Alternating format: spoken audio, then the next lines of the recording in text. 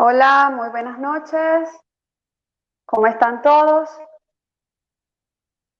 Estoy esperando aquí a mi invitado, el amigo Otman Domínguez.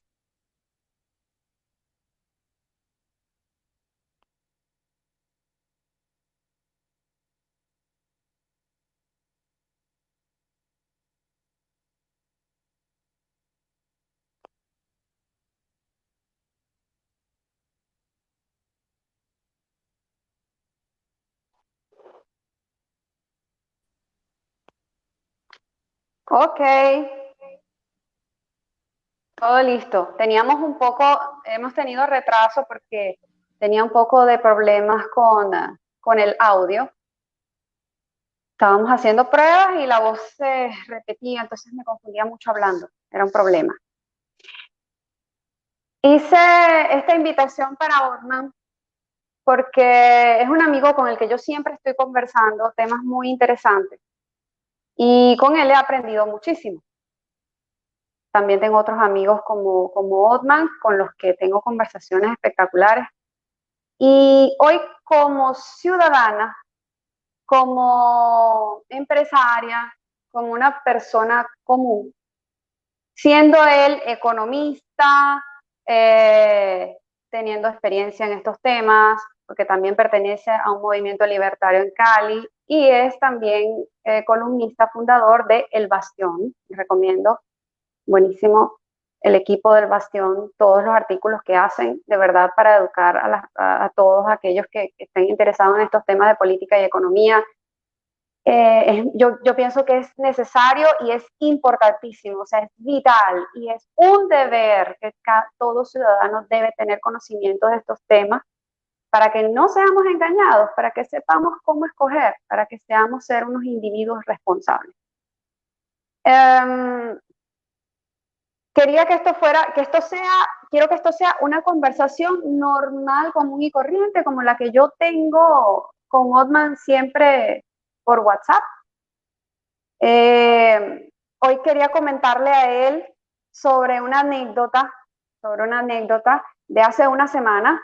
Un amigo mío de Roma, de nosotros, de Roma, viene siempre a Mirabella porque tiene familia aquí, su mamá, todo. Yo estoy en Italia, por cierto, son las 20:22 de la noche. Siempre viene a ver a su mamá, tiene su casa aquí, todo. Somos muy apreciados para él y nos invitó a una cena como agasajo porque nos quiere y porque siempre lo tratamos muy bien. Y porque le encanta hablar conmigo. Saben que aquí en Italia la mayoría son socialistas. Muy poco ha calado el liberalismo aquí en Italia, el protestantismo mucho menos. Eh, Italia ha sido muy golpeada y ha quedado muy marcada con las guerras y con el fascismo. Casi todos los gobiernos han sido totalitarios, directamente de pasar de una monarquía, de un rey, del rey Vittorio Emanuele, en el año 1922 más o menos es que se funda el partido fascista de Mussolini, porque el rey Vittorio lo pone al mando, ya que él no pudo con la crisis económica y de la quiebra de los bancos. Y este señor toma el poder y bueno, ya el resto lo saben los resultados, ¿no? Cuando la gente se cansa y tiene miedo a la libertad, se vuelve sumisa y busca salvadores, busca algún Mesías que pueda que pueda tomar el riendo de sus vidas y hacer algo por ellos y pues arreglarles las vidas. Entonces, yo conversando con este amigo, porque él siempre me escucha mis ideas de la libertad y como su hijo está estudiando filosofía en la universidad, siempre me hace cantidad de preguntas y yo estoy siempre contestando, pero la conversación es muy bonita. Pero el punto donde a él le cuesta demasiado digerir las ideas de libertad que yo siempre de las que yo le estoy hablando, de cómo sería el liberalismo, cómo sería Italia libre, cómo sería Italia sin tanta burocracia, con un Estado limitado, con menos impuestos, más libertad para comerciar, para dirigir tu propia vida. Les da miedo, por ejemplo, el tema de la salud. Ustedes saben que una de las doctrinas del liberalismo es que todo sea privado, nada sea controlado por el gobierno, el Estado no tenga metidas las manos en nada que tenga que ver con salud, educación, o sea, nada de controlar tu vida, sino que tú puedas escoger lo que tú quieres en tu vida. Si quieres una escuela privada católica, si tú quieres una escuela privada evangélica, si tú quieres una escuela privada secular atea o lo que sea. Pero tú escoges lo que tú quieres y tú pagas por tu servicio. Pero el tema más delicado es la salud. Y yo sé que todas las personas tienen miedo a eso, a que la salud sea totalmente privada. Y cuando yo le toco este tema, él dice, pero ¿y cómo haría yo? Porque yo tengo un hermano que tiene problemas mentales graves. O sea, no es una persona que puede valerse de sí misma, sino que tiene una enfermedad, una patología que lo hace ser dependiente de su familia. Y aquí él está pensionado de por vida. Es una pensión de por vida, desde que era muchacho. Entonces él no trabaja, sino que vive de esa pensión. Entonces, ¿cómo sería en el caso de una persona que no puede valerse por sí misma, no puede trabajar? Y vamos a irnos al caso más extremo, que ni siquiera tenga familia, porque este al menos tiene su familia, pero que no tiene familia. Entonces, Otman, eso es lo que yo quería preguntarte a ti, porque yo sé que ese es el miedo de la mayoría de las personas con una salud privada. Entonces, voy a apagar el micrófono y, y me gustaría que me conversaras un poquito sobre esto, a ver qué es lo que tú piensas. ¿Cómo sería la sociedad o cómo tendría que actuar la familia o si no tiene familia y cómo actúa la sociedad? ¿Qué, qué acción, o sea, qué centra el Estado ahí? ¿Qué función tiene el Estado ahí? O sea, dime tú. Voy a apagar el micrófono para que no se repita la voz. Bueno, muy buenas tardes y buenas noches a todos. Bueno, quiero que primeramente, antes de responder la pregunta, quiero agradecerle a Sharon por esta invitación a su perfil. Ella es una gran amiga mía, un gran apoyo en esto de, bueno, de difundir las ideas. Ella siempre ha estado con la inquietud de poder establecer esas ideas en su comunidad, en su familia, en sí misma. Y digamos que hemos tenido desde ya hace casi 2 años de amistad, bueno, vía online, porque ella está en Italia y yo en Colombia, pero siempre hemos tenido la misma capacidad de establecer diálogos. Y bueno, este live es una experiencia de eso, ¿no? Bueno, pequeña pregunta que me acaban de hacer. Me la pusiste difícil, pero esa es la idea. No venimos a correr el bulto. Bueno, ante todo, ¿qué es la situación siguiente, no? La situación es que existe una persona que tiene una minusvalía o una discapacidad física o mental, en este caso mental, que no tiene familia, no tiene nada y simplemente está en una sociedad libre, ¿no? O lo que llaman una sociedad libre, ¿no? El tema está en que en este momento no estamos en una sociedad libre. O sea, nosotros ahorita estamos en una sociedad hiperregulada, hiper estatizada y el punto está en qué hacemos para llegar a esa sociedad libre sin que esa persona, vamos a poner un solo ejemplo, sin que esa persona se vea lo más afectada posible, ¿no? O lo mejor afectada posible, podríamos decir, ¿no? Definitivamente esto es un proceso que va de un punto A un punto B. ¿Por qué? Porque nosotros hemos visto, el diagnóstico es que la situación actual diría que todo el mundo occidental, Italia es un ejemplo, Colombia es otro ejemplo, Venezuela ni hablar, y bueno, todo lo que es Latinoamérica y el mismo Estados Unidos, vemos grandes regulaciones en todo tu actuar privado. Entonces, ¿qué necesitamos hacer? Primero, ¿no? Se dice que la salud es pública, Bueno, la salud no es pública, la salud es estatal, o sea, es un servicio privado que está absorbido por el Estado. Entonces, ¿qué pasa? Nosotros vemos grandes problemas de salubridad a nivel de todo lo que es Latinoamérica, lo que es Italia, España, todo lo que son los grandes centros occidentales, y el mejor caso es el COVID. El COVID ha presentado las grandes deficiencias de los sistemas de salud a nivel occidental y creo que a nivel mundial por el sistema de salud que nosotros tenemos. Un sistema de salud muy caro, excesivamente ineficiente y donde quedan excluidas una gran cantidad de personas. Entonces, eh, ¿cuál es la solución? La solución que los libertarios y liberales damos es que privaticemos la salud. Ahí es donde empieza a caer a padecer porque entonces todo el mundo dice, ¿qué pasa con esa persona que estamos hablando? Bueno, lo primero que es que establecer que evidentemente desde el punto de vista del Estado, nosotros no podemos abandonar a esas personas. O sea, nosotros generalmente lo que nosotros deberíamos hacer es pasar de algo que es un subsidio a los hospitales a un subsidio al afectado. Me explico. ¿Qué es lo que hace el gobierno? El gobierno destina un presupuesto, no sé, X millones de euros al año y se lo da a los hospitales para que funcione. Entonces toda persona debe estar, ser, por ejemplo, al menos en primer nivel, que el primer nivel es una emergencia y tiene que ser sí o sí atendida, bueno, tiene que ser de manera gratuita a ser absorbido por eso.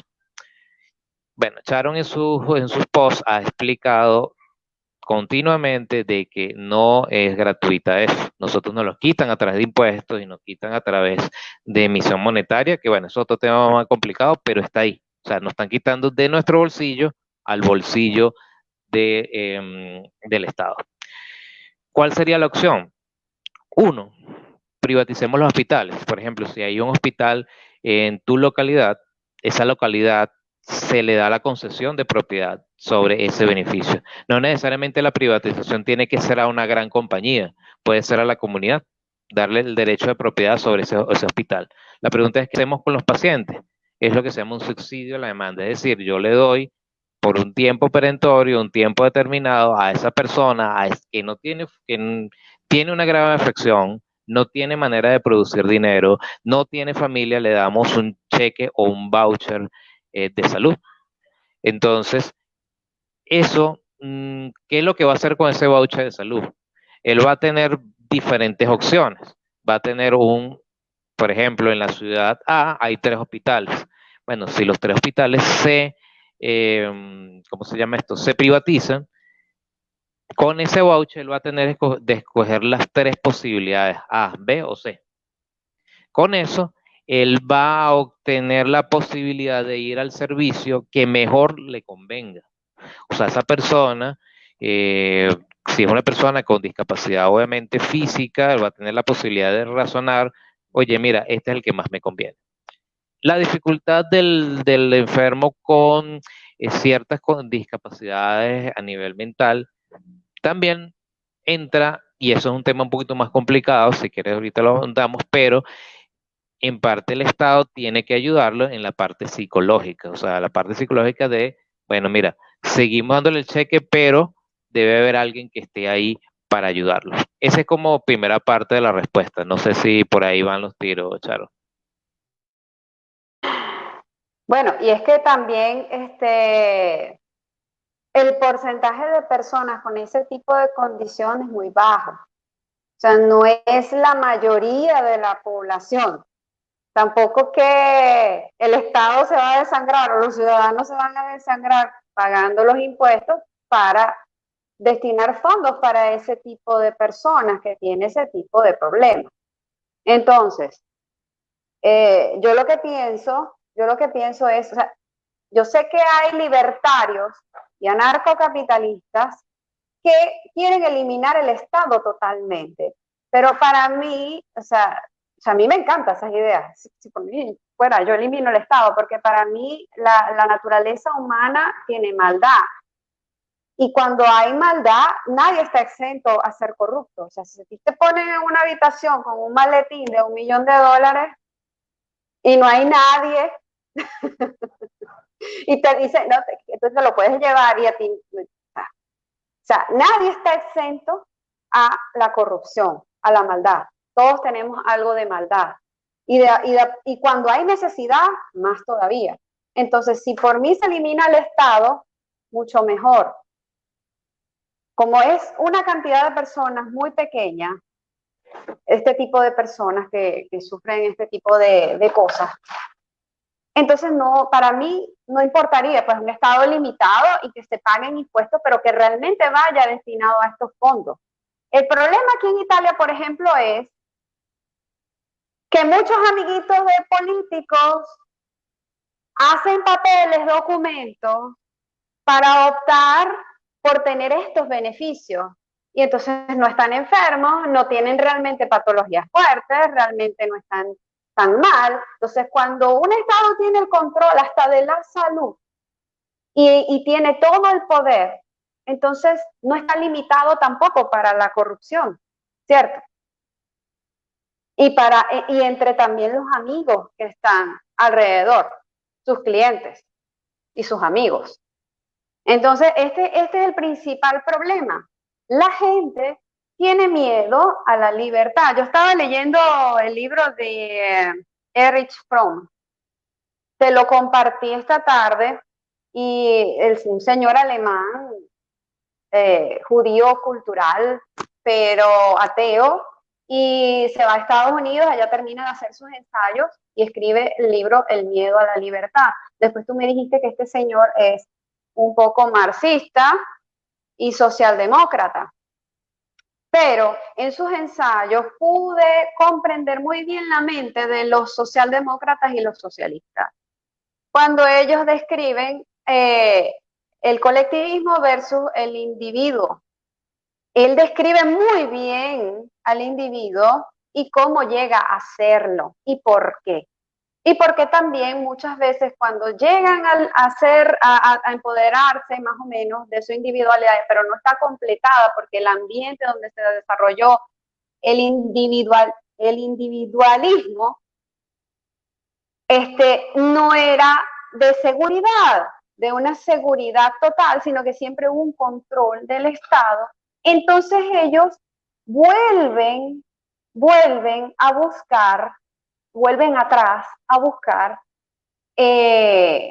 como que una autoridad y se someten, porque se sintieron incapaces, pero es porque el mismo sistema socialdemócrata no lo permitió que se completara el ser individuo y empoderado de verdad de tu vida. Entonces, no, cuando te sientes incapaz y ser individuo, te sientes como que aislado, como que en incertidumbre, empiezan los temores a la vejez, empiezan los temores a, a un futuro incierto y todo lo demás, entonces por eso es que se vuelve hacia el socialismo para vos te sometes, no importa, pero que alguien te venga y te arregle tu vida. Pero es porque el mismo sistema no permitió, que es el sistema que conocemos con la economía keynesiana, que entras en los ciclos económicos. Entonces tú tienes por un tiempo una sensación de bienestar y después es la burbuja, lo que estábamos hablando. Bueno, este es un tema de economía diferente que hay que hablar en otra ocasión. En la edad, y leí también que en la Edad Media la gente tenía sentido de colectivismo, no existía el individuo, el individualismo no existía, era pertenecer a una raza y eran como que cuadrados allí, pertenecer a una raza, a un colectivo, a una etnia, a una, no lo sé, a la monarquía, a la élite, X. Y entonces así había un sentido a la vida. Cuando ellos también eran tipo robot, porque en la Edad Media la gente o sea, como no existía el individuo, tú tenías solo que obedecer y hacer lo que te estaban diciendo, no eras dueño de nada, ni siquiera de tu propia vida, porque allá el rey, si tú decías que tú eras malo, y había una sentencia, y aunque estuviera equivocado, te cortaban la cabeza y chao, o sea, No eras dueño ni siquiera de tu vida propia, sino que te la dirigía un monarca, te la dirigía eh, los nobles, que eran dueños de todas las tierras, porque en esa época no existía tampoco la propiedad privada, el campesino trabajaba en tierras de otro y la mitad de sus cosechas eran para esos otros, entonces vivían siempre en austeridad, en pobreza y trabajaban por nada. No existía el individuo, era aplacado, suprimido. Después de la Revolución Francesa, en el 1760, que empieza la Revolución Francesa, y 30 años después en España, la desamortización, que expropiaron miles y miles, por ejemplo, miles y miles de propiedades, 198.523 terrenos, y los vendieron a gente pobre por poco, pero los vendieron para pagar toda la deuda que se tenía, que había generado la misma monarquía con la Iglesia Católica en ese tiempo. Le expropiaron a la Iglesia Católica ese poco de terreno. La gente empezó a surgir la clase media y empezó a existir la propiedad privada porque ya le vendieron esas propiedades. Y ahí es que empieza a surgir el individuo y gracias a la reforma y la revolución industrial que comienza en Inglaterra con la reforma, ¿cierto? Entonces, a partir de allí, bueno, esto es lo que yo he leído en otros libros y en este mismo de este señor, a partir de allí es que empiezan a ser el individuo y a desarrollarse el individuo, pero él mismo empieza a hablar también de que no puede ser de un sopetón, pasaste de ser un colectivo a un individuo, porque sucede esta sensación de vacío y que no permite que tú te sientas seguro, porque de una vez eras controlado, tú tenías que obedecer y ahora eres libre, de una vez. Entonces yo me gustaría que dentro de un rato me digas esas palabras que me dijiste hace rato de que es la libertad. O sea, de una vez eres individuo y te sientes aislado, te sientes solo, te sientes, ¿y ahora qué hago? ¿Y ahora qué hago? Tomas el control de tu vida, muchos pudieron crecer, pero otros no, porque no hubo la educación, aunque existió el protestantismo, que fue lo que dio sentido a la vida del individuo en esa época, y en los países donde más caló el protestantismo fueron los que más prosperaron rápidamente. Esas personas consiguieron sentido a su vida para trabajar, para surgir y todo lo demás gracias al protestantismo, versus a la edad media, que o sea, eran tipo muñequitos guiados por una monarquía. Entonces, a mí me gustaría que, no sé, me complementes un poquito más sobre este tema, porque tú me dijiste algunas cosas que me interesaron muchísimo, que la libertad es un medio. Entonces quisiera que me hablaras un poquito más de esto. Y cómo es que el individuo pudo agarrar más confianza después del protestantismo también. Y cómo hoy en día podríamos ser de verdad individuos libres, sin un Estado. Y no caer en ese vacío de que después volvamos a necesitar, como pasa hoy día, que gana y una falsa derecha mala y todo el mundo vuelve otra vez y vota por el socialismo. Les fue mal con el socialismo, odian al socialismo, buscan una derecha, la derecha falsa, porque todavía no he visto un país donde gobierne la derecha y después vuelven otra vez al socialismo. Cuando ocurre ese vacío, esa cosa de que no pueden controlar su vida, entonces vuelven otra vez atrás.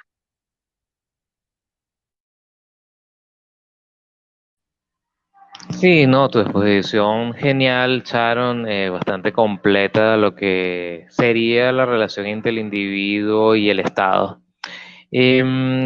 Para empezar, lo que yo te dije esta mañana, bueno, para mí esta mañana, tarde para ti, fue lo siguiente, ¿no? Y esto lo voy a relacionar con varios puntos, ¿no? Primero que todo, se habla mucho en los medios de comunicación y muchos libros hablan de la libertad, como que la libertad es lo máximo que hay o el valor máximo que existe en un individuo y una sociedad. Entonces, eh, eso hasta cierto punto es cierto y eso desde otro punto de vista no lo es. ¿Por qué? Y es lo que quiero, lo que te establecí esta mañana. Esta mañana yo te dije, bueno, mira, la libertad desde el punto de vista político es el fin más alto, para un liberal al menos. ¿Por qué?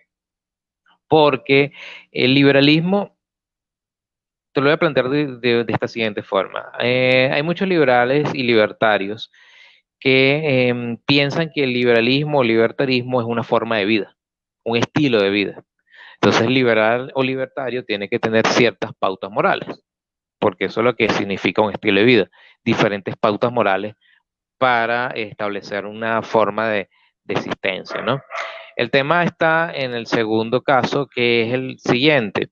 El liberalismo en su génesis es un producto de su época, o sea, un producto del siglo XVI, siglo XVII, donde un conjunto de teólogos, conjunto de filósofos, llegaron a la conclusión que la manera que se estaba haciendo llevar la vida diaria era equivocada.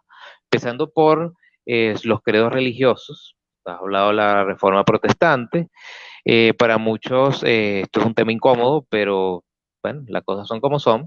Eh, el hecho de que se cambió el estilo de ver la Biblia, el estilo de ver la palabra de Dios y el estilo de ver las estructuras eclesiásticas desde un punto de vista ya vertical a un punto más horizontal. Es decir, durante la Edad Media existía una estructura rígida entre nobles y cleros, que era el primer y el segundo estado, y el tercer estado era bueno, los siervos o el pueblo, vamos a llamarlo así. El protestantismo dice que eso se rompe, ¿no? No tanto por que no existan, vamos a decirlo así, jerarquías. Sí existen jerarquías, pero basados en el individuo, porque de la visión bíblica protestante de que la salvación es individual, todo tiene que ver con dos palabras, libertad y responsabilidad. O sea, la libertad no puede existir sin la responsabilidad.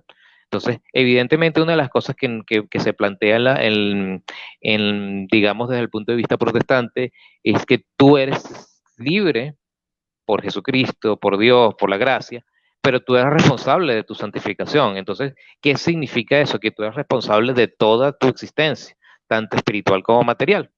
Entonces, los resultados que a ti te pasen van a ser resultados, primero, obviamente, de la gracia de Dios, que tu salvamento, y que segundo es la parte del trabajo. O sea, tu trabajo es el valor que te va a dar a ti para establecer una sociedad.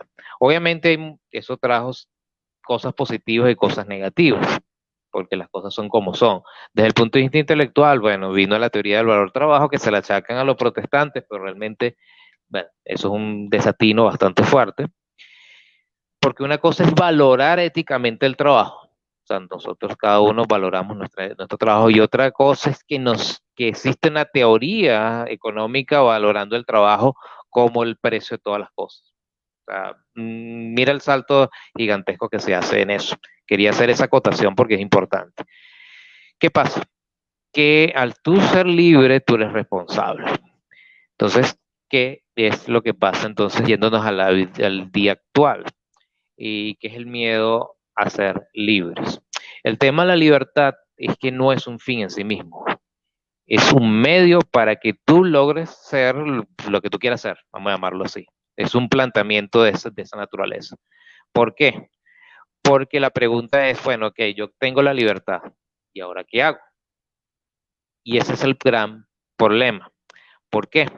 Voy a establecerlo ahora con el sistema médico, porque esto no quisiera irme tan alejado de lo que planteamos inicialmente en la conversación. El sistema médico, yo lo he hablado con varios médicos que tienen un pensamiento liberal libertario. El sistema médico actual es un sistema basado ya en atacar los síntomas. O sea, yo tengo un dolor de cabeza, ataco directamente los síntomas. Yo tengo un problema estomacal, ataco directamente el dolor estomacal. Si yo tengo un cáncer, ataco el cáncer.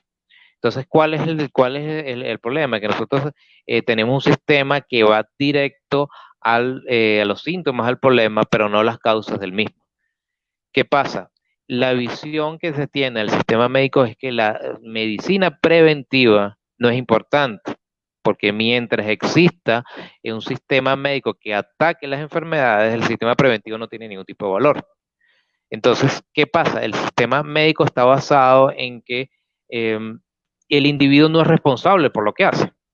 ¿Por qué? Y lo digo de la siguiente manera. Tú empezaste con un ejemplo muy excepcional de una persona que tiene y tú lo explicaste posteriormente en mi intervención, es que existe un problema de esta persona que tiene una discapacidad mental. ¿Cuántos son? 1%. Vamos a ponerlo así, es un ejemplo, no hay que tomarlo a pleno. ¿Qué pasaría con las otras 99% de enfermedades? Bueno, si uno va a los anuarios, uno ve que las principales muertes van por acciones del ser humano. Me explico. En muchos países tiene que ver con las enfermedades de síndromes metabólicos, es decir, especialmente con enfermedades coronarias. Las enfermedades coronarias se basan en sumo prácticamente en malos hábitos alimenticios y de sedentarismo. Entonces, ¿qué pasa? Que si tú no tienes una visión responsable de tu vida, tú vas a obtener resultados malos. Entonces, ese es el principal problema que tenemos con el sistema médico, que es un sistema que no, vamos a decir, que no influye en la responsabilidad o no pone en conciencia la responsabilidad del individuo, porque nosotros no podemos ser libres y quiero sin ser responsables. Entonces, si eso pasa en el sistema médico, eso significa en todos los estratos de la sociedad pasa igual. O sea, nosotros tenemos una sociedad que se ha basado más que todo en derechos y no en deberes. Entonces, mi deber como ciudadano, por ejemplo, es cumplir las leyes, tener una buena armonía con el vecino, un conjunto de cosas que son muy básicas, pero hoy en día es casi anatema hablar de eso, porque eso viene por un problema de descomposición social. El problema de descomposición social, y ahí es donde voy a plantear ya la respuesta a tu pregunta, es que durante buena cantidad de años y en la Revolución Protestante, eso fue uno de los puntos principales. Es que uno de los componentes más importantes, o varios componentes, vamos a llamarlo así, llaman los cuerpos intermedios. Me explico. Existe un cuerpo menor, entre comillas, o el más básico a todos, que es el individuo. Somos tú, yo y todo aquel que está viendo este live. O sea, el individuo total. Y existe otra instancia que es mayor al individuo, que es el Estado, porque es el que tiene el poder político, es el que hace todas las acciones y políticas debidas, ¿no? ¿Qué pasa? El poder político, como su nombre lo dice, o el Estado, es el que tiene el monopolio de la fuerza. O sea, es el que dice, bueno, tú haces esto o tú no puedes hacer aquello. ¿Cuál es el problema? Ya hemos visto que el Estado es un tirano en potencia y en acción. Entonces, entre más grande sea el Estado, más tiránico se convierte. Entonces, ¿qué pasa? Hay muchos, principalmente amigos ANCAP y muchos libertarios, vamos a decirlo así, de cierta tendencia progresista, que ven que todo tipo de limitación a tu comportamiento es una imposición o es digamos, es una prisión para ti, entonces hay que ir contra todo tipo de poder. ¿Qué pasa? Existe, y una de las cosas fundamentales de esto es que el libertarismo es una filosofía política, no es estilo de vida. Nadie te va a decir a ti qué hacer o no hacer dentro del libertarismo.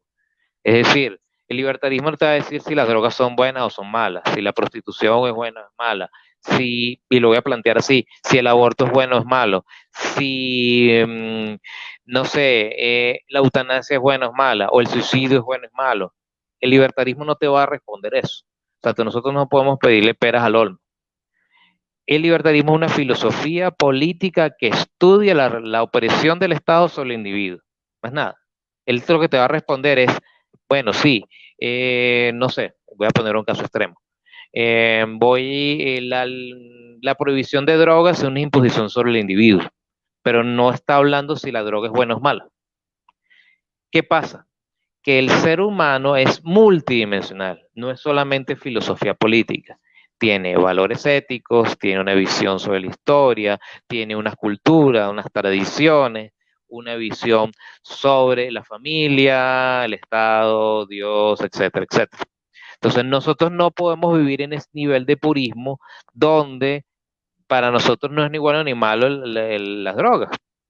Eso es absurdo. O sea, nosotros sabemos que las drogas son malas. O sea, eso es algo, pero eso está dentro del componente moral del individuo. Entonces, ¿qué pasa? Eso sí implica que la libertad no puede ser el valor supremo. ¿Por qué?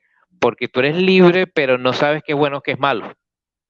Entonces, ahí entra ese gran problema que los libertarios y muchos, vamos a llamarlo así, progresistas no entienden, que yo llego a ser libre y después ¿qué hago?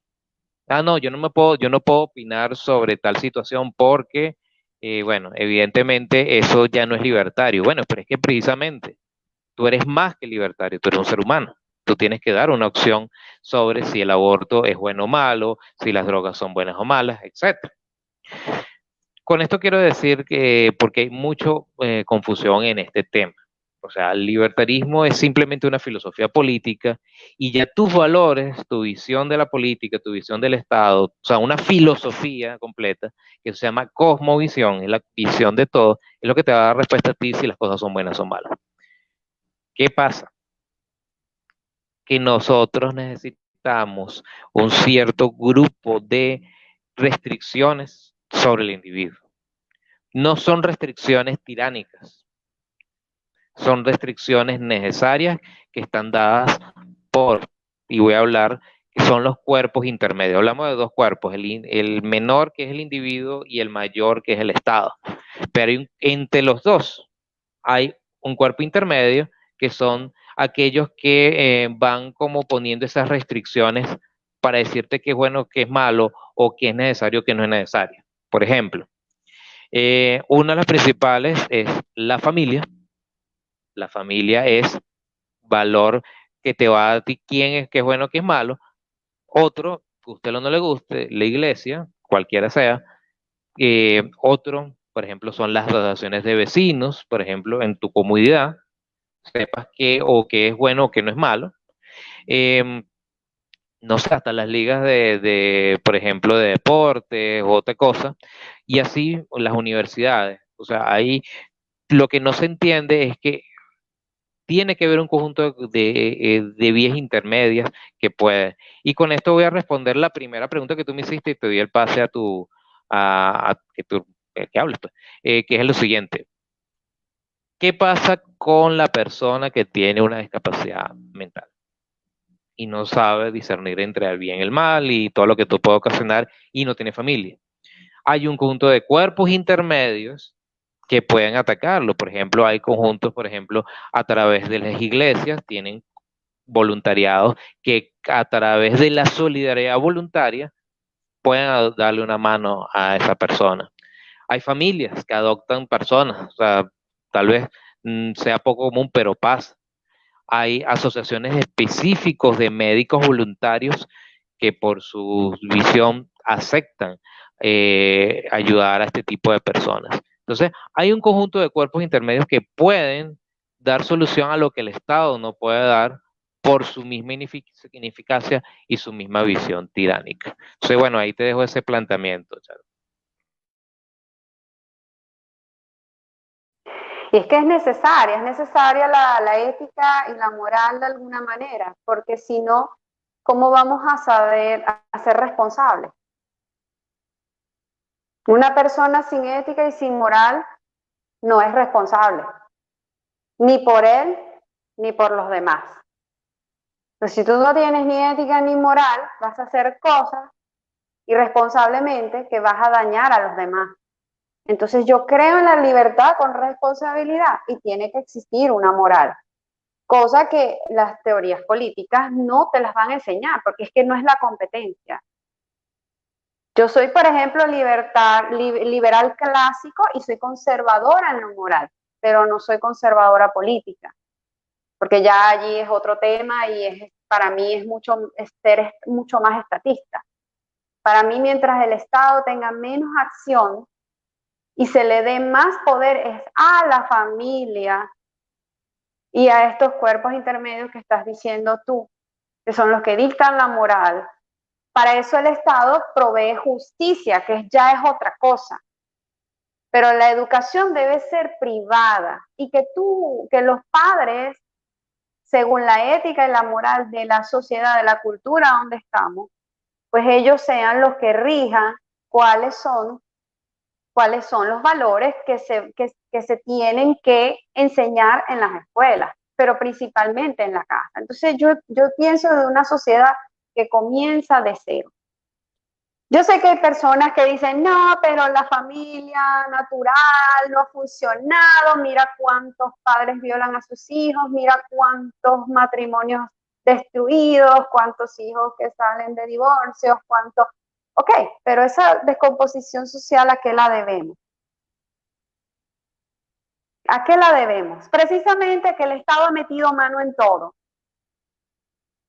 y ha querido controlar todo, quitándole poder a los padres. Yo sé que hay padres maltratadores, yo sé que hay de todo, pero en eso está la justicia. Pero no que por eso se tienen que crear más burocracia, más oficinas, más burócratas muertos de hambre viviendo de nuestros bolsillos. También tiene que existir la sociedad activa, educada. O sea, para mí la educación es lo más importante. Lo más importante, y viene de la familia y de escuelas privadas. O sea, es mi visión de cómo ser el mundo con mi experiencia vivida personalmente y cómo la he vivido con mis hijas también. Yo sé que hay familias disfuncionales y yo sé que hay personas que no tienen la capacidad de pagar una educación privada, pero en un sistema de libre mercado capitalista, donde no hay control del Estado, se elimina la pobreza casi por completo. Surgen las oportunidades naturales, porque yo no creo en las oportunidades que te da el Estado. Para nada. Mira, te voy a mostrar. Ahorita aquí en Italia estamos en plenas elecciones regionales y están los candidatos corriendo porque va a ser ahorita el 20 de septiembre. Corriendo, entonces son tan flojos que lo que hacen es tratar de ganar votantes por Facebook. Entonces, yo te quiero mostrar una cosita del panfleto. La palabra que yo detesto, ya va, espérate un segundito.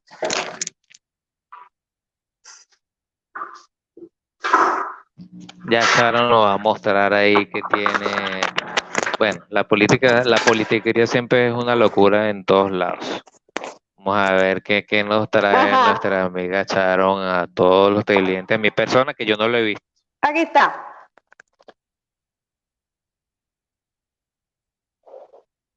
Aquí. Donde dice, en la cuarta, además de que habla de sosteño para la familia, sosteño significa sostén, más o menos sostén, como subsidio para tu negocio. O sea, estamos todos en crisis. No hay plata. El gobierno no tiene plata. La salud está por el piso y te están ofreciendo sosteño para que tú votes por ellos, para tu negocio. O sea, ¿me quieren ver la cara de estúpida o qué? Eso es el Estado tiránico y mentiroso. Oye, liberen la economía. Dejen de estar cobrando impuestos. ¿Cómo es posible que yo tuve 3 meses parada, igualito tuve que pagar luz, igualito tuve que pagar agua, porque son privados, ellos no se paran, los políticos siguen cobrando su sueldo, pero yo tengo que seguir pagando el IMSS, que son 350 mensual, 350 euros mensual. Yo lo dejé de pagar, porque si yo no estoy produciendo y estuve cerrada, ¿cómo lo voy a pagar? Entonces ahora empezó El Estado tiránico a cerrar negocios, a hacer cosas. ¿Por qué? Porque se tienen que mantener ellos. Entonces, tú me estás obligando a pagar impuestos y después me dices que me vas a dar sosteño. Déjame en paz. O sea, no me cobres nada y punto. Reduzcan cantidad de burócratas inútiles, parásitos. O sea, aquí hay más diputados por ciudadano o sea, es una cosa loca. Porque un Estado tan grande, el Estado, o sea, a mí me encantó esa palabra que yo leí una vez, que el Estado te corta las piernas, te da las muletas y tú de paso le tienes que dar las gracias porque te dejó cojo y te dio las muletas. Explícame eso. O sea, yo prefiero que me dejen en paz porque yo no soy manco, no, o sea, puedo hablar, estoy completa, yo puedo trabajar y crear mis riquezas y pagarme una seguridad, pagarme una salud privada. Ya el Estado me quita 350 euros mensuales, los tengo que pagar, produzca o no produzca. Peor que un privado. Y de paso, ha demostrado el Estado que es ineficiente con esta pandemia que ocurrió, que sabían que venía, porque lo habían pronosticado, porque se sabía que en cualquier momento podría ocurrir una cosa como esta, pero ellos se cogieron los reales. Porque cuando tú votas por político, cuando tú vas a elegir a un Estado grande para que te proteja, le estás dando las llaves de tu casa. Es como que tú le des las llaves de tu casa y tu carro a un choro, ¿verdad? Para que te las cuide. Para que te las cuide. Y para que, bueno, si te va mal, el choro me va a dar guito. Estás dando cheque en blanco de tus riquezas a gente mala, porque nadie es bueno. Nadie es bueno. Entonces, ¿de qué estamos hablando? ¿Por qué el miedo a la libertad? Si ser libre en un sistema libre donde tú puedes desarrollarte como individuo, el Estado lo que hace es suprimir al individuo. Te va a decir qué comer, no te deja volar, no te deja desarrollarte. Te va a decir qué vas a decir. En las escuelas te enseñan qué tienes que decir, qué no tienes que hacer, te enseñan a memorizar, no te enseñan a explorar, porque no quieren, para ellos es lo mejor, es que la mayoría sean empleados, que nadie pueda emprender nada, porque cuesta también demasiado al Estado inspeccionar a tantos a la vez. Entonces prefieren, ahí entramos en el sistema keynesiano, que prefieren hacer un filtro. Queman a todo el mundo con impuestos, impuestos, impuestos. Y aquí los impuestos son graduales. Mientras más ganas, más te van a quitar. Tienes que ser altamente productivo. El que es pequeño no tiene chance. Tienes mejor cerrar y ser empleado. Claro, porque es muy difícil, porque el empleado lo asume el Estado. Tener aquí un empleado es muy costoso y tienes que pagar demasiada burocracia, demasiadas cosas por un empleado. Lo asume el Estado y lo controla el Estado, el empleado. El Estado controla tu dinero, cuánto te va a dar, te cobra carísima la salud y cuando de verdad te pasa algo, olvídate. Porque si es algo urgente, tienes que irte corriendo aquí a un privado o te puedes morir. Porque lo he visto con personas ancianas de aquí del pueblo que se sentía mal de corazón, tenía que hacerse unos exámenes y tenían que esperar que el Estado le diera el ticket, que de paso cuesta 50 euros. Entonces, tiene que esperar que le den la cita, entonces mejor correr a un privado, lo hizo más rápido, se lo entregaron más rápido los exámenes y así se pudo salvar. Pero en ese rollo se gastó 700 euros. Entonces, miren, no me joda, no existe el gratis, no hay nada gratis, alguien lo pagó, ya lo pagaste anticipado y caro. Y se lo está llevando otros vivos, amiguitos de la gente alrededor del Estado, se lo cogen. Mira, aquí hay gente que meten papeles para el gobierno da partidas partidas para una región y tú metes los papeles para tú agarrar algunos incentivos. Olvídate que los vas a agarrar, aunque vas a perder los reales, metes 2.000, 3.000 euros haciendo papeleo. Es perder el tiempo porque los que van a ganarse esa partida son los amiguitos, el mismo circulito que está alrededor de ellos. ¿Y sabes quiénes son esos? Los que, por ejemplo, en el norte de Italia siempre ganan las elecciones y pueden pagar también las campañas políticas y que toda la vida quedaron perennes gobernando en las alcaldías, en las gobernaciones. Las mismas familias de los nobles de la antigua monarquía, que no salimos nunca de abajo. El mismo clientelismo, el mismo circulito, la misma cosa, en la misma rosquita. Y eso pasa en todas partes donde un gobierno es socialista, donde un Estado es grande. Porque cuando se limita el Estado, se limita la corrupción. Entonces, dejen el miedo a la libertad. Vayan educándose, que formarse es un deber ciudadano, un ciudadano irresponsable. Irresponsable es el que no se forma, el que se conforma y le gusta escuchar los discursos más bonitos. No le importa si eso es verdad, pero quiere que venga un Mesías y le salve la vida. No, nadie te va a salvar ni arreglar la vida. Ellos no están para eso. Ellos están para suprimirte como individuo y para que tú seas esclavo de por vida y no te desarrolles, porque solo los grandes que son clientes de los políticos y del Estado tienen que estar con ellos y son los que tienen que estar comiendo mucho, porque no les interesa la real competencia, entonces hay que suprimirla. En un libre mercado, las oportunidades se dan espontáneas y naturales, y por eso es que yo creo en la economía del mercado, en el orden espontáneo. Ahí es donde se presentan las verdaderas oportunidades para todo. Yo no creo en esto, en las oportunidades que ellos te dicen que te van a dar. Todo esto es engaño. Tú vas a ser como un niño. Esto es en Italia, pero esto sucede en todas partes. Esto sucede en Colombia, en Venezuela, en Estados Unidos está sucediendo. En todas partes. Abre los ojos. No seas como un niño. Madura.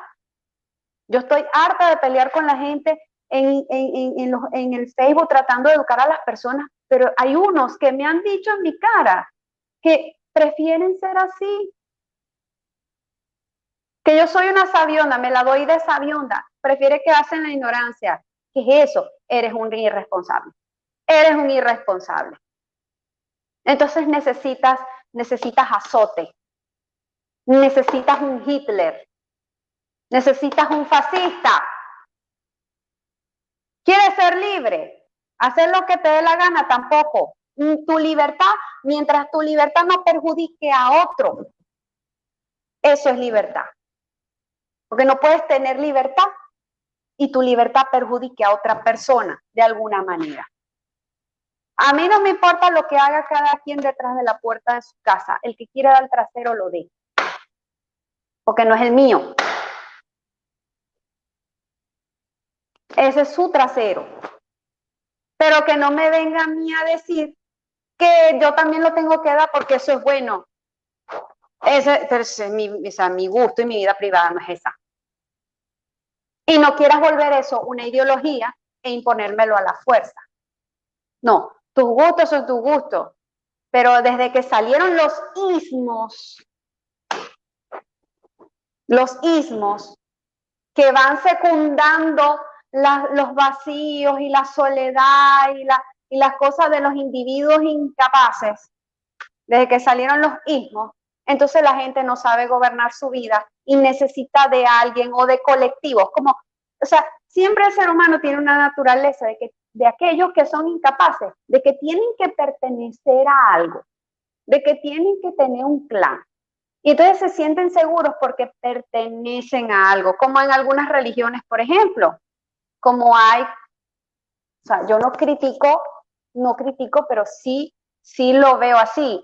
Hay cristianos que necesitan que el pastor les diga, mire, si usted se pone falda, se, se pela, se deja las piernas pelúas, no se maquilla, no se pone broma de esta, o sea, le da una lista de reglas, usted va a ir para el cielo. Entonces son personas que no se han desarrollado como individuos, no tienen pensamiento crítico, cuando tú no eres no has pasado por el proceso de individuación, no tienes pensamiento crítico y necesitas que otro te diga qué hacer. Porque no estás seguro de la salvación, no estás seguro de que vas a ir para el cielo. Porque no estás seguro de la gracia, no estás seguro de ese don de Dios. Bueno, y así pasa en muchas religiones, esto pasa con todas las creencias. Yo me siento libre y mi libertad no es negociable. Mire, ir contra el sistema, ¿sabes qué es ir contra el sistema? No es hasta hablando paja por Facebook ni apoyando a Biden.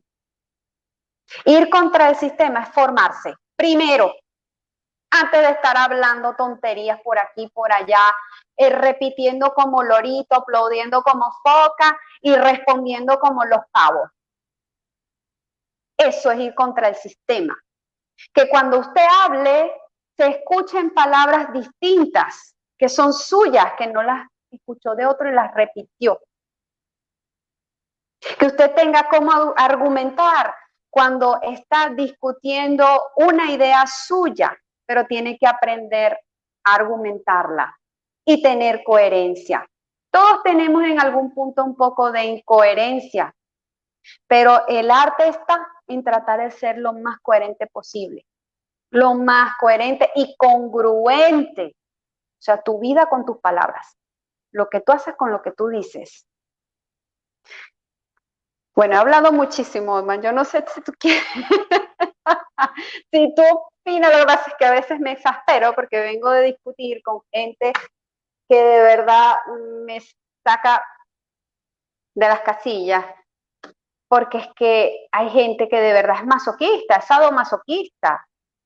El sadomasoquismo viene de eso, de cuando se pierde el ser individuo primeramente. Cuando una persona es masoquista, se somete al sádico. Así de sencillo, cuando tú pierdes y no tienes confianza en ti mismo. ¿Qué opinas tú? Bueno, Sharon, interesante lo que dices, ¿no? Y bueno, yo creo que esta sería como mi última intervención, dado que para no alargar la situación. Sí, yo de por sí quiero, o sea, me traje esta camiseta puesta, ¿no? Que dicen dejen trabajar, ¿no? Porque eso es un poco lo que estamos haciendo aquí en Colombia, ¿no? Nosotros estamos ahorita en un proceso de, voy a llamarlo así, de toma de conciencia de lo que significa el Estado opresor, no como lo dicen las feministas, sino como realmente es. Porque nosotros durante todo este proceso de pandemia, nosotros durante todo ese proceso de cuarentena obligatoria, nosotros nos vimos totalmente, bueno, oprimidos, pero en el sentido de que nuestros negocios, nuestros trabajos fueron totalmente clausurados. Eh, Se empezó con una buena intención, que fue contener el virus.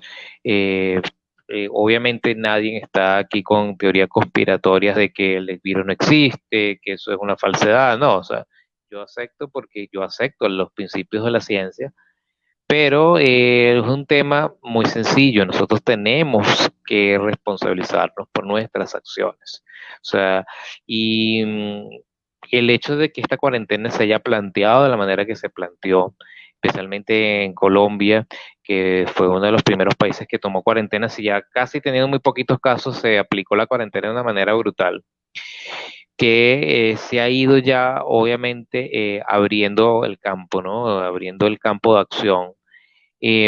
Pero igualmente nosotros estamos siendo afectados. Entonces, ¿qué es lo que pasa? Que muchas de las acciones que tienen que ver con el virus son temas de responsabilidad individual.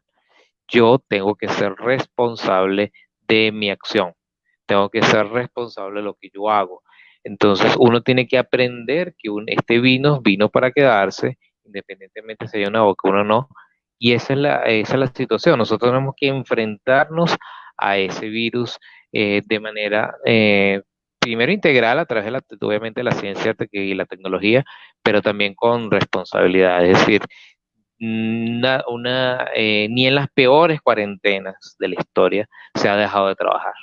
O sea, ni en las cuarentenas de la fiebre, de la gripe española, ni todo lo que tiene que ver con la peste negra, la, la fiebre antonina, y ninguna de estas en toda la historia de la humanidad se ha dejado la acción humana. O sea, cada quien ha tomado acciones y evidentemente tienes que haber cuidados, pero no llegar al extremo de paralizar la sociedad porque el que paraliza la sociedad tiene el control de ella.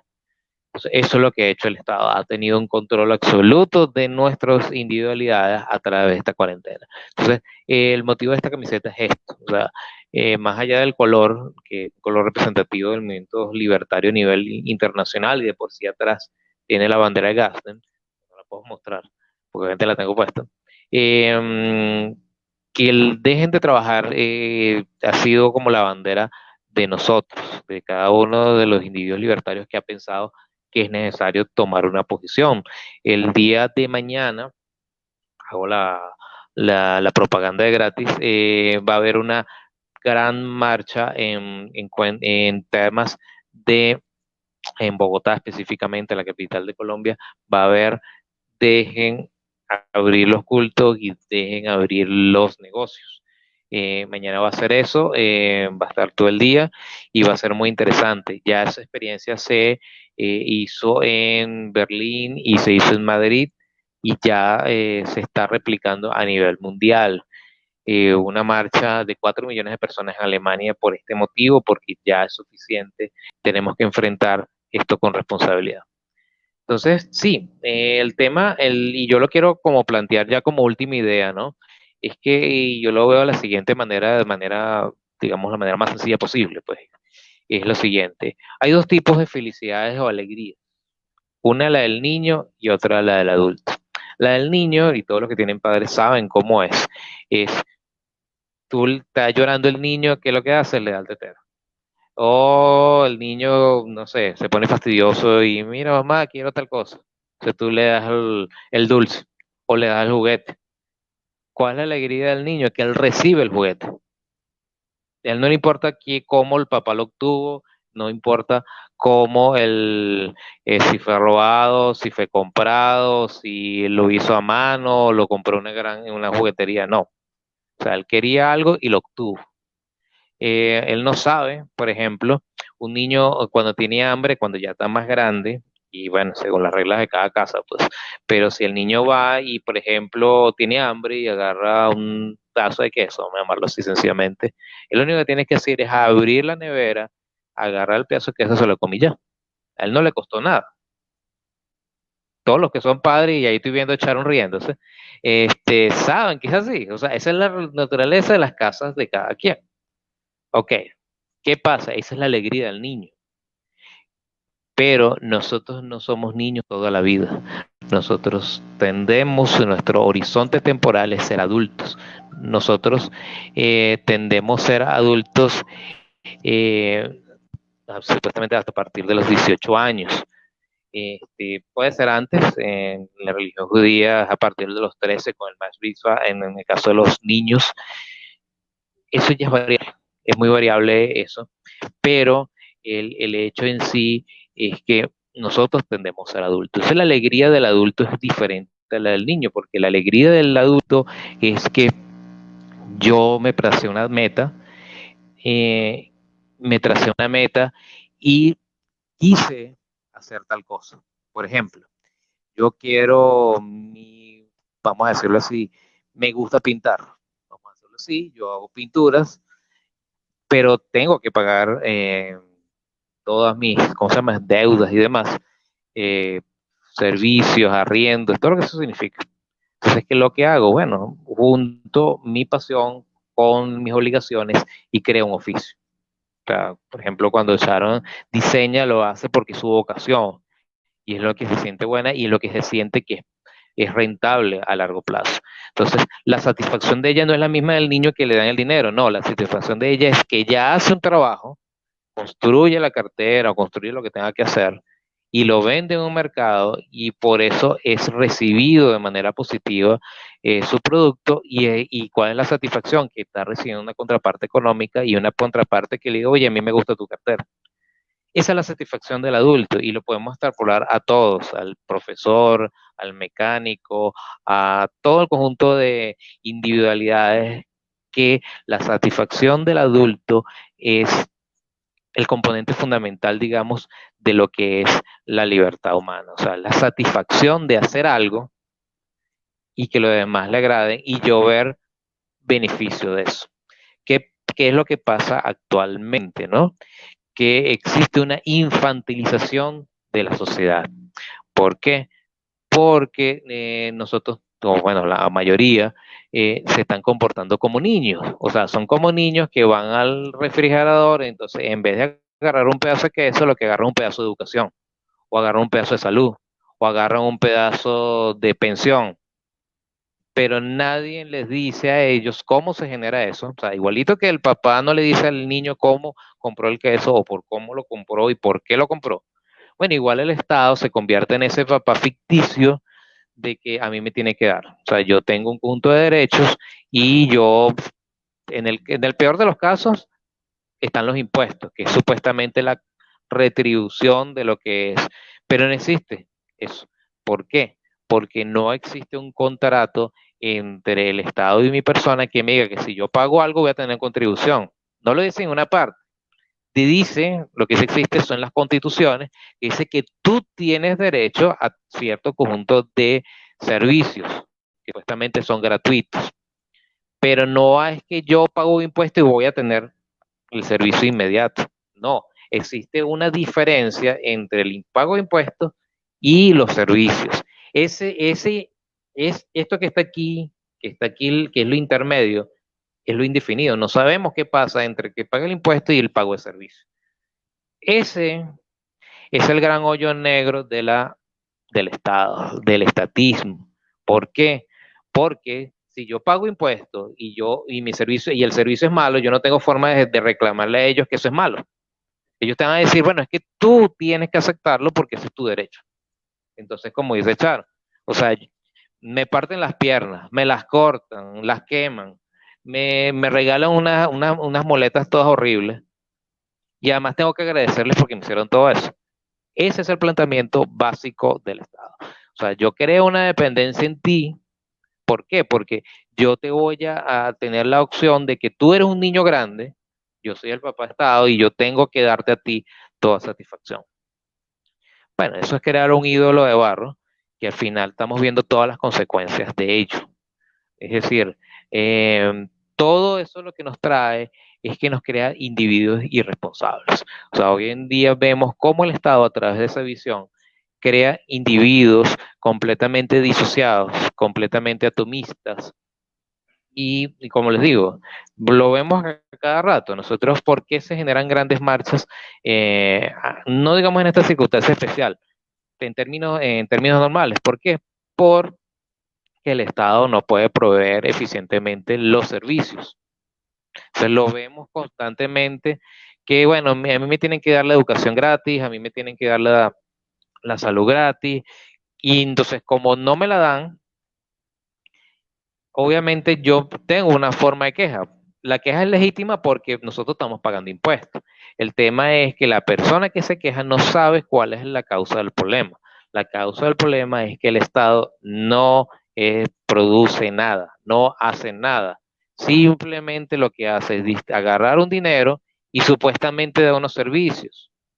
Esos servicios que no sirven para nada.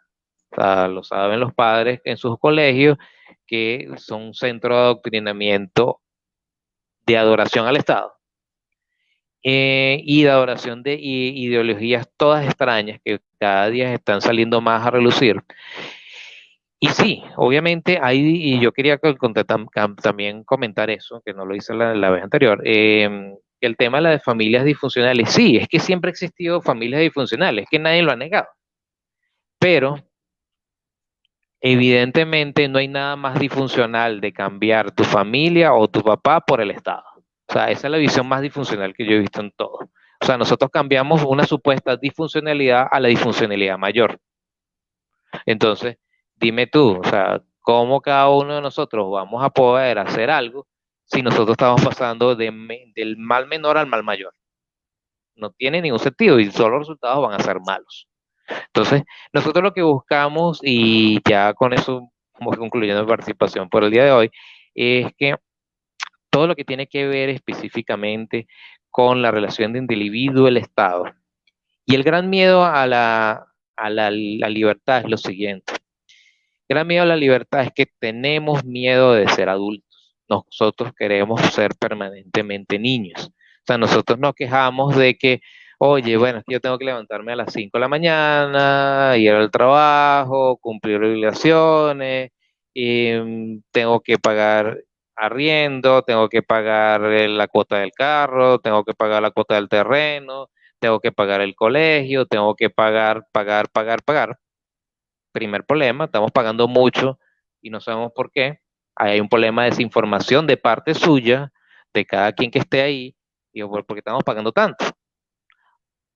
Segundo, aunado a eso, independientemente de que vamos a pagar poco, nosotros tenemos que pagar porque las cosas son escasas. No nacen en los árboles. Lo único que nacen son los frutos y hay que trabajarlos igualmente, porque nadie los recoge solo. El fruto no, la manzana no cae y cae directamente a tu nevera. Entonces, empezando por ahí. Entonces, ¿cuál es el punto principal, digamos, de esta visión del miedo a la libertad? Es que todos queremos ser partícipes de los beneficios, pero nadie quiere ser partícipe de los daños o responsabilidades ocurridas por tus acciones.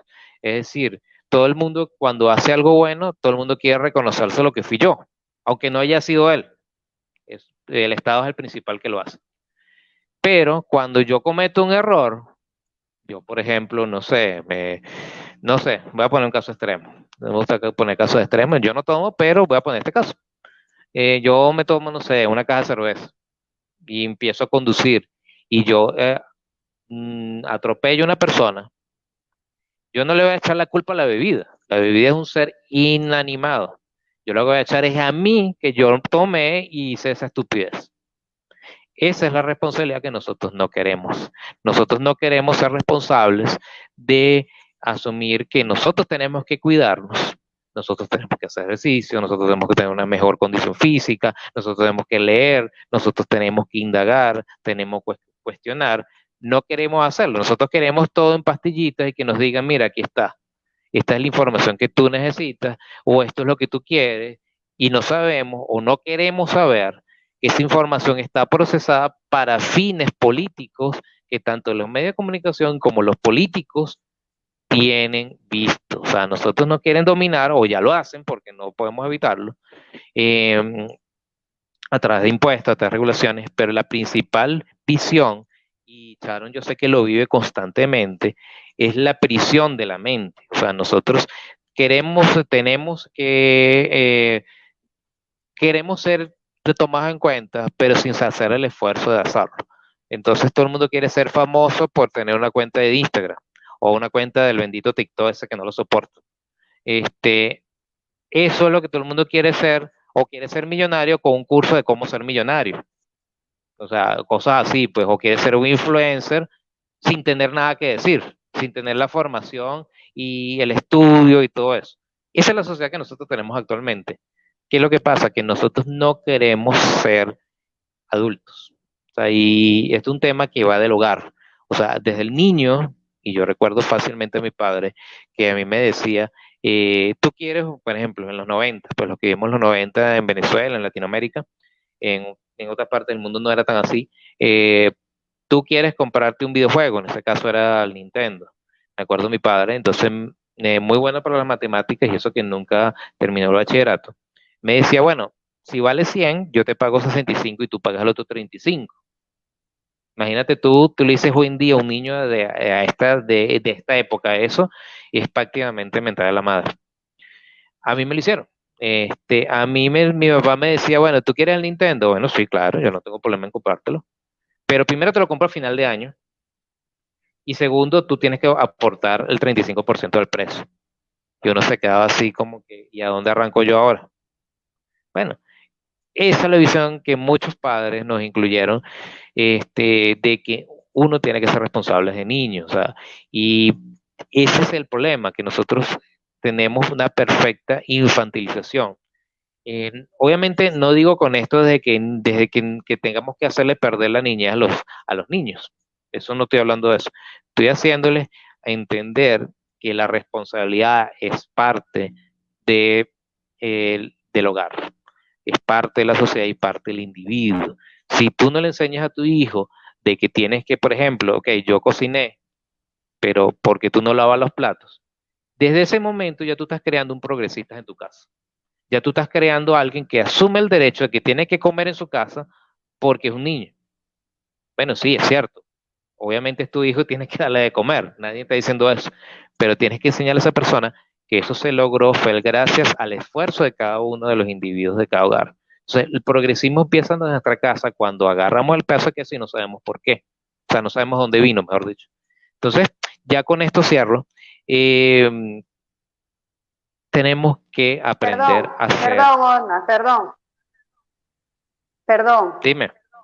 Es que hay hasta personas que dañan su salud, que fuman, que tienen vicios, y uno tiene que pagar por las consecuencias de los daños de sus vicios.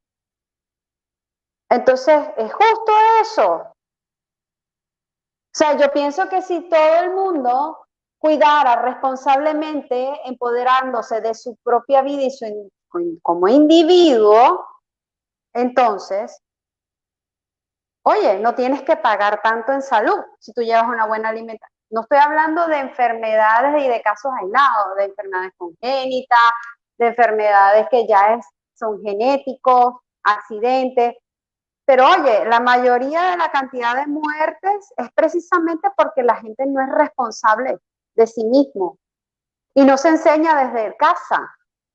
Entonces la responsabilidad que nosotros tenemos que enseñarle a mis hijas cuando yo les hablo de responsabilidad, yo le digo a mi hija, mire, mi hija, cuando el día que usted se saque la licencia para manejar, usted tiene el derecho, le están dando una responsabilidad, te están dando la libertad para que puedas manejar.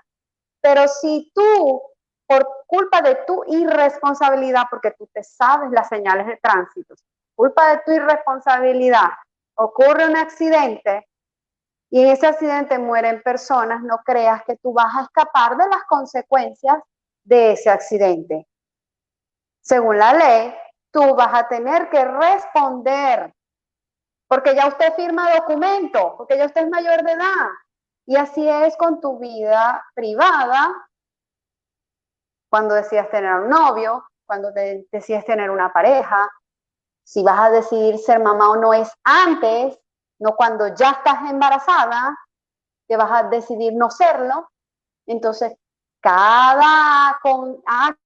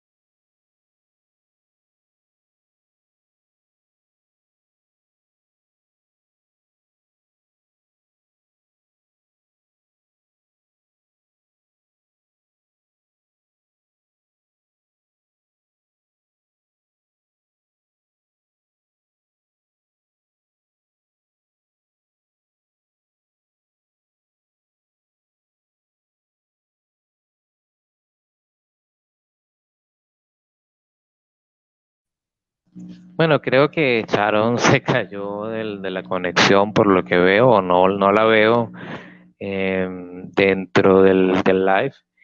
Y bueno, nada, yo quería ya como decir esta última palabra mientras llega Sharon, de verdad no la veo en conexión.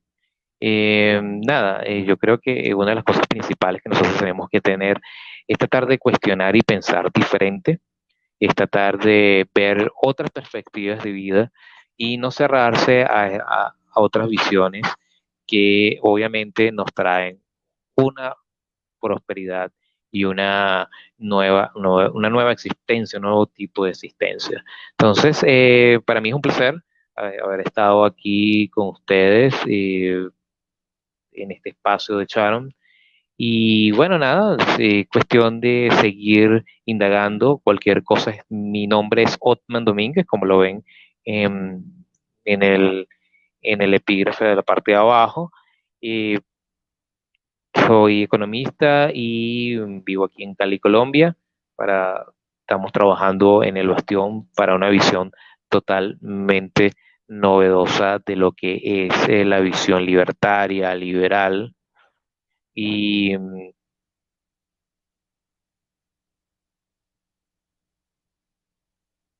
y bueno, nada, con eso ya quería concluir este live.